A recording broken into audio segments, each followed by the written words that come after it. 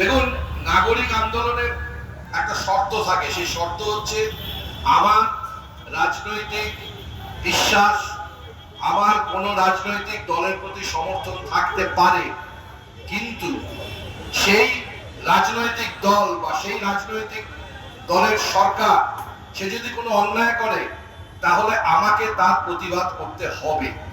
এটাই নাগরিক আন্দোলনের অন্যতম শর্ত। সুতরাং আজকে নয়, বহুদিন ধরে এই নাগরিক আন্দোলন গড়ে তোলার চেষ্টা করা হচ্ছে, কিন্তু হতে পারেনি যে যে কারণগুলো আছে রাজনৈতিক কারণ।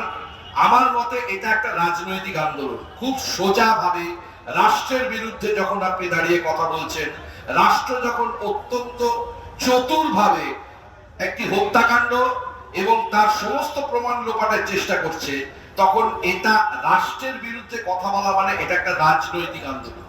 আপনারা প্রত্যেকে যে যার নিজের রাজনৈতিক মতামত থাকতেই পারে, বা আপনাদের যে দল সেই দলের প্রতি সমর্থন থাকতে পারে, কিন্তু আজকে আপনারা এসে দাঁড়িয়েছেন বা 14 তারিখ রাত্রে এসে দাঁড়িয়েছিলেন কিন্তু সমর্থন সহ, কিন্তু প্রশ্ন নিয়ে যে এগুলো কি ঘটবে।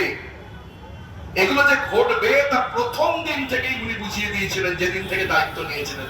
বেশি দূরের কথা না, এই হাজরা মোড়ে রাত্রি 11:30টার সময় যখন ডিজে বাজিয়ে বিসর্জন হচ্ছিল, তখন পুলিশ গ্রেপ্তার করে নিয়ে গিয়েছিল, যেটা করা যাবে না।